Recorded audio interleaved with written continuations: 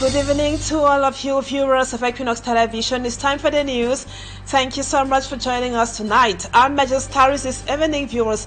The indomitable Lions of Cameroon will certainly arrive Casablanca tomorrow, a few days, to the kickoff of the opening ceremony of the Africa Cup of Nations in Morocco.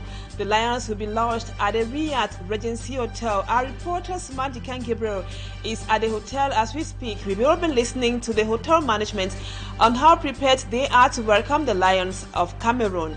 And still in Morocco, our special envoy Smart spoke with a Cameroonian who has been living in Morocco for so many years now, that is over 10 years. He tells us how life is over there in Morocco. Ghislaine will tell us more about his daily hustles to make ends meet and his period of Advent. We are talking Christianity now, a moment when Christians prepare for Christmas.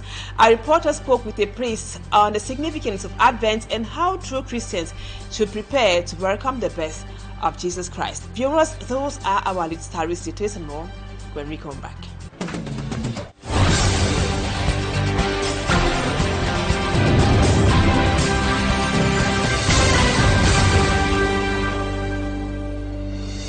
Welcome back, viewers. Thank you so much for always having confidence on Equinoxe Television. In sports, we go right away to Morocco to meet our special envoy, Smandikan Gabriel. He tells us that the indomitable Lions of Cameroon will be arriving in the city of Agadir. That will be tomorrow as they officially take the hotel reserved for them by CAF. The Lions have been in camp for the past 1 week in Casablanca, Morocco, before the arrival of the Lions in Agadir in Morocco. Our special envoy, Smandikan Gabriel, was at the hotel where the Lions will be lodged. The hotel is about 25 minutes drive to the Grand Stadium of Agadir. Let's discover the hotel in the report that comes up next, compiled by Smandikan Gabriel in Morocco. Come to Hyatt Regency Hotel, a 5-star hotel located 17 kilometers north of Agadir, Morocco. It is in this hotel that players of the Cameroon national football team, the Indomitable Lions, will be spending the time while in Morocco, at least for the first 2 group matches of Group F, which will be played at the Agadir Stadium. What is important with the hotel is that you have the good view of the Atlantic Ocean with fresh air, and of course at the other end you have a very good valley that is covering the whole zone, which is a very calm and quiet place for concentration. But what does Hyatt Regency Hotel have? We are going to discover together. The Hyatt Regency Tagazout Hotel was officially opened in June 2021, marking it as the 3rd Hyatt branded property in Morocco, a modern beachside hotel offering ocean views and amenities for both leisure and business travelers. In preparation for the AFCON, the hotel has already dressed its chairs with African fabrics and some wooden artwork on the walls, a way to say welcome to the indomitable Lions who will be lodged in the hotel. The Hyatt Regency Hotel offers amenities like outdoor pool, fitness center,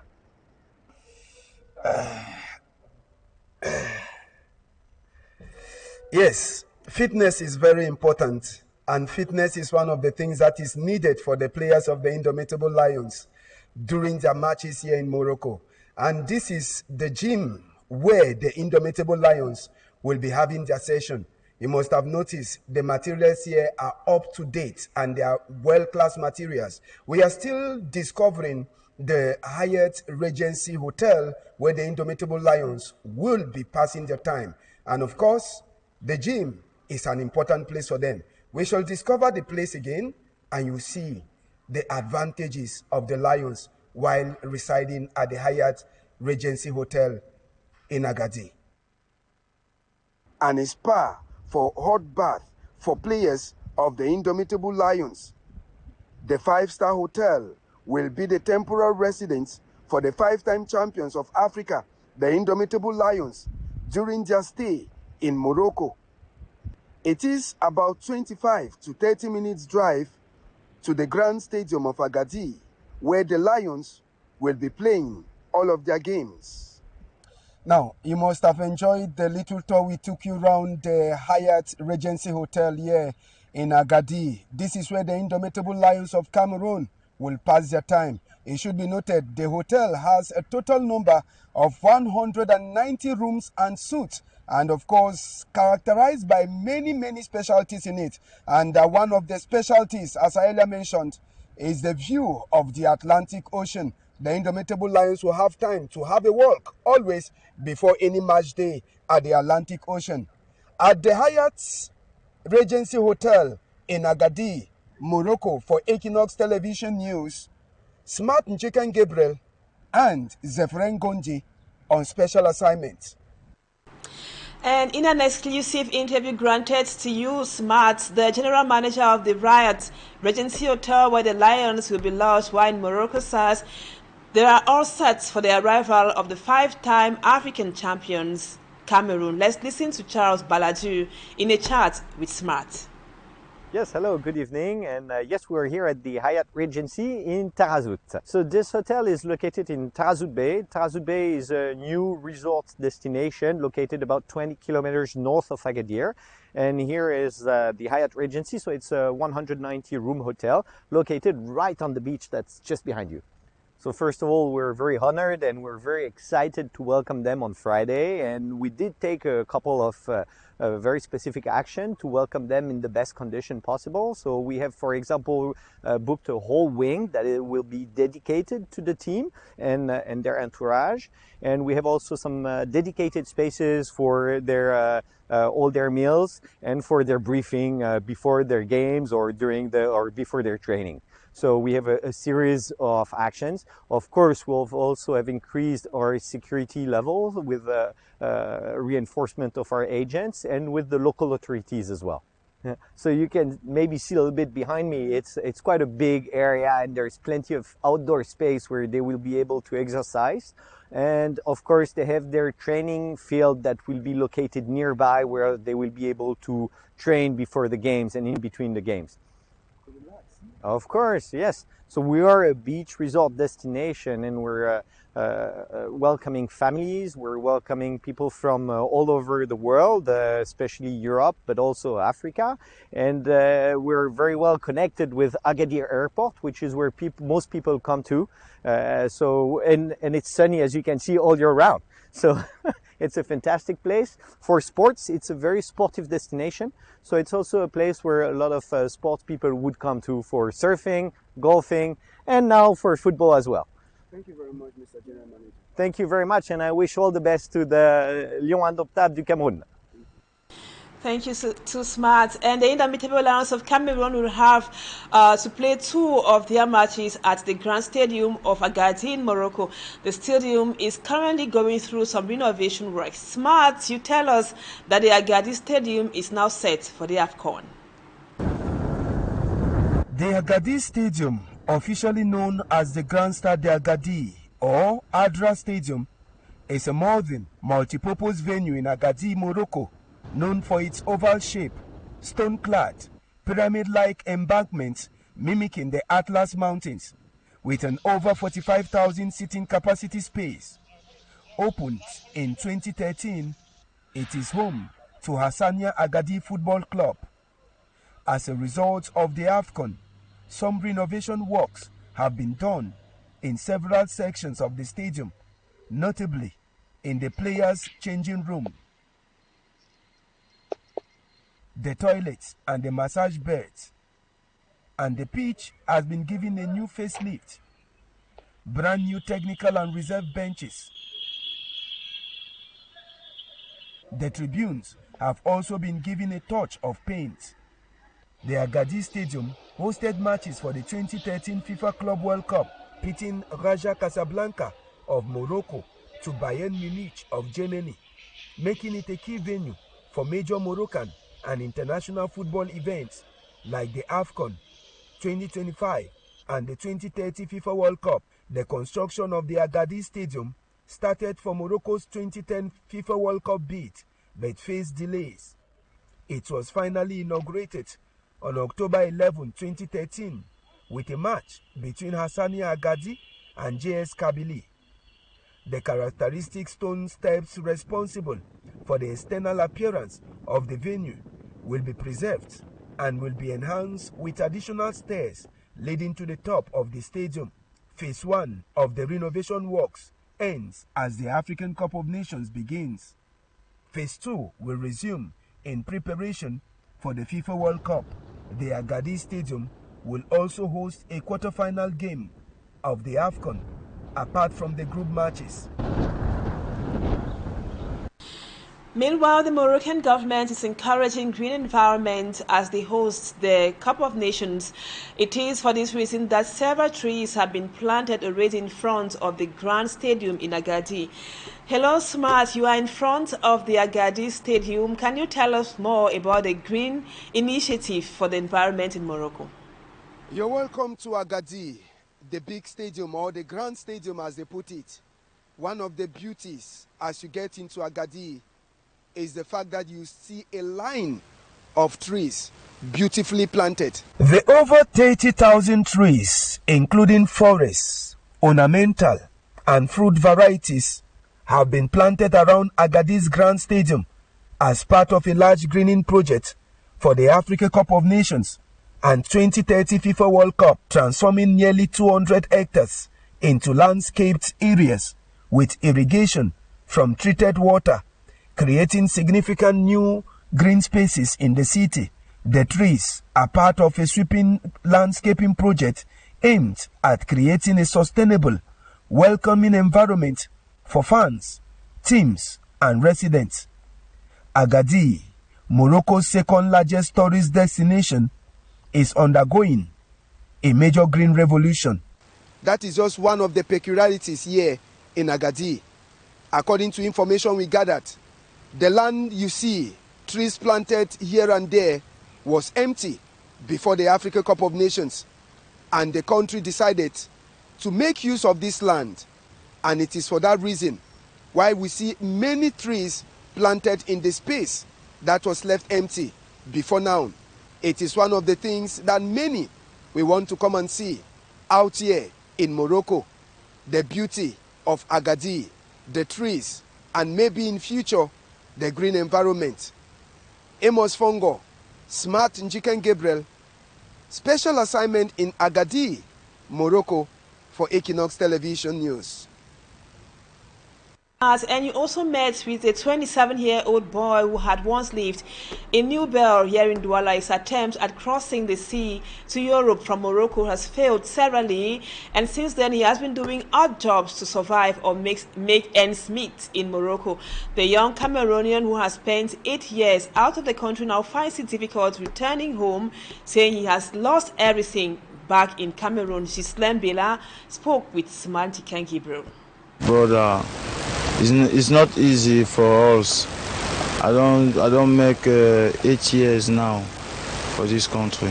Gislaine Bella was just 17 when he left Cameroon in December 2016 for greener pastures in Europe. But unfortunately, luck didn't go with him as he found himself in Morocco today, facing tough times. Ce n'est pas facile. Ce que nous on voit ici on fait. Il y a d'autres qui travaillent dans les champs. It is not easy for us. What we see as job, we do it. Some work in farms, others at construction sites. Sadly, you work at a construction site and you are being paid 90 dirham, which is about 6,000 francs CFA. It is with this you need to pay your rent, eat, and you can't save anything. Don't forget, you might also fall sick. En un mois, tu vas manger combien, tu vas épargner combien. Tout ce qu'on fait, on met le mal dedans.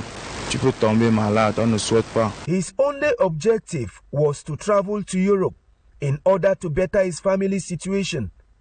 He is now finding it difficult to return to his motherland, owing to the fact that he has spent 8 years outside. Gislaine Bella, who lost the mother years back, couldn't witness her funeral because he lacked documents and means to travel. Nous sommes sortis. C'est parce que ça n'allait pas. Et rentrer maintenant. We left the country because it wasn't moving.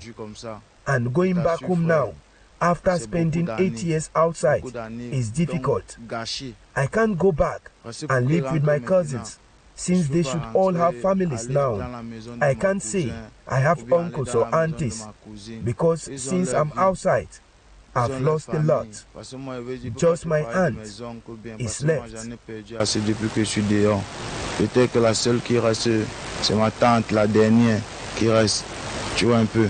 Non-governmental organizations, which are usually available to help out in situations like that of Ghislaine, are not available for him, he says. The non-governmental organizations here are not helping. Even those created by our own brothers don't give us a helping hand. With the AFCON drawing near, Ghislaine Bella, just like others who are like him, won't be able to watch the AFCON because of tough rules and regulations put in place by the host nation, Morocco. We are set to support our national team, but unfortunately, since we are not having official documents, this AFCON won't go well with us, because they have told us the conditions to watch any game. We need a resident permit and a recently stamped passport. We don't have all of these things. How are we going to support them? We pray that the president of Fecafoot can do something. Asked if they can support the national team from their base in Agadir, if not possible for them to watch from the stadium, he answered, to be honest, amongst us there is no unity. Normally, it is the head of the community who is supposed to organize everything, but we don't even see him. As a normal citizen, I can't just wake up and say, I want to organize something when there is a leader. Tu vas organiser un fan zone ou bien que il y a toujours un leader dans tout. Ghislaine Bella is now advising young Cameroonians, if they ever have the dreams of traveling outside, it should be the right way and not the wrong way, like him. Courage to Ghislaine Bella. Thanks, Matt, and also courage to you guys out there in Morocco. Now we talk something else in religion. Few days to Christmas, Christians are preparing to welcome the birth of Jesus Christ. Now is a period of Advent which permits Christians to properly welcome the Savior. Our reporter Cedric Chakuto met with some Christians at the St. Peter and Paul's Cathedral here in Douala.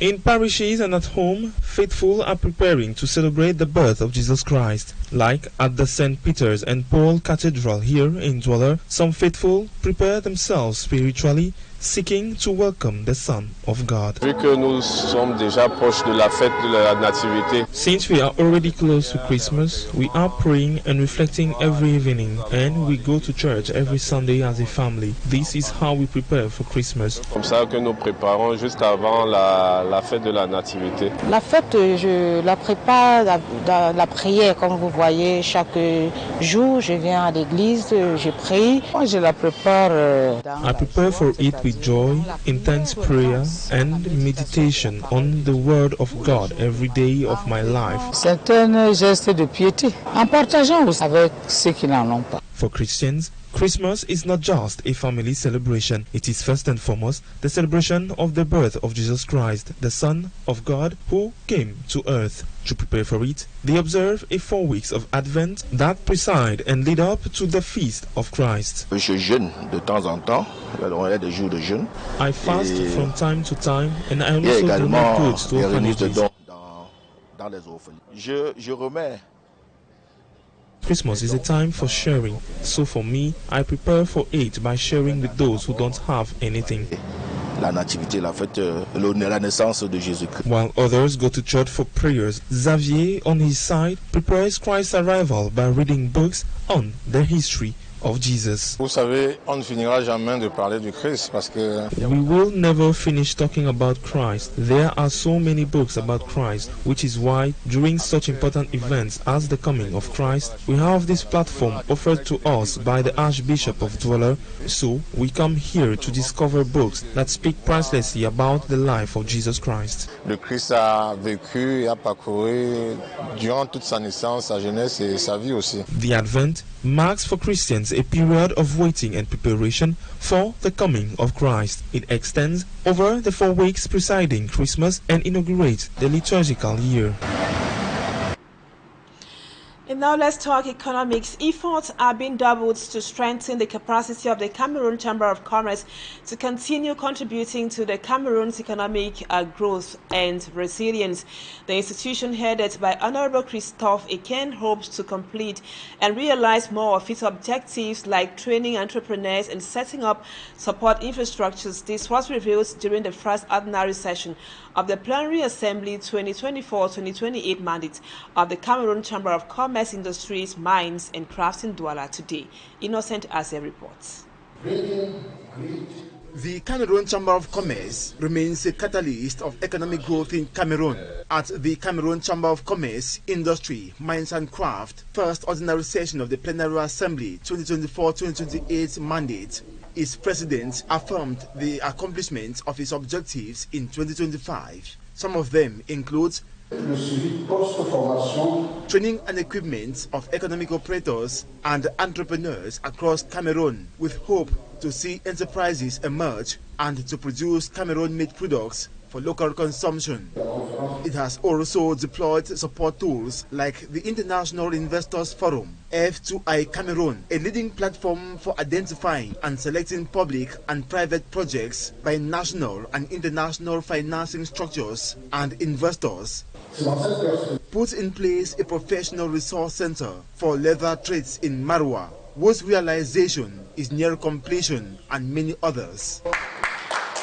More is expected to be done in 2026, beginning with plans to generate the sum of 4,978,000,000 francs CFA. This will permit the Cameroon Chamber of Commerce to continue by capitalizing on the achievements recorded to go beyond the performances achieved in 2025. We are going to get the sustainable resources for our chamber because we are putting out all the achievements in our heritage to make sure that for the 20 years coming, the member of Chamber of Commerce will have a sustainable resources, not subsidy. That is what we are going to do. Discussions dwelled on new investments ordinance, a catalyst for attractiveness for Cameroonian economic operators, structuring and professionalizing the craft sector in Cameroon, the role of artificial intelligence in business, the case of CIMA Cameroon Service Delivery Section, strengthening, streamlining and modernizing wholesale and retail trades in Cameroon, modernizing transport infrastructure as a lever for industrialization, priorities, constraints and alternative operational approaches to 2035, and securing and diversifying energy supply to support industrial transformation in Cameroon. And as a means to support business presence in Cameroon and in Africa, an agreement was signed between the Cameroon Chamber of Commerce and the International Association for the Promotion of African Craftsmanship, IVARA. Let's now listen to the presence of IVARA in the following excerpt compiled by Innocent Ase. Transformation, I expect that we are going to develop connection in Africa so as to make artisans to be more powerful in their work, because generally artisans in Africa, they not exist physically. They don't see their products on the way as we need. So when you travel everywhere in the world, it's difficult to see artisan product, African artisan product in a good way, in a good place. So we work for that. We just arrived to sign partnership in France 2 months ago to open doors to those artisans so that their product can be visible out of their countries. It's because we are not doing only Cameroonian artisans, we work with African artisans. So we do the same thing in Gabon, in Ivory Coast, and different places. So today, our job is to push all those artisans as their product can be more visible all over the world. And now in foreign news, in some parts of Morocco, floods have cost the lives of at least 37 people and displaced so many others. Meanwhile, in Nigeria, the labor union protests over persistent insecurity in Lagos. Details of those stories and more with Mala Glory. Of the Moroccan port city of Safi accusing authorities of abandoning working-class neighborhoods, ignoring known flood risk and failing to maintain basic infrastructure after flash floods killed at least 37 people over the weekend. 4 days after torrential rain struck the Atlantic coastal city on Sunday, shock and mourning have given way to fury. Muddy water continues to resurface in narrow alleyways of the old town, despite repeated efforts to clear it away, reinforcing complaints of long-standing abandonment. The flood risk is well known in Safi. The city's history is marked by several deadly floods linked to the Chaba River, which runs through the old town.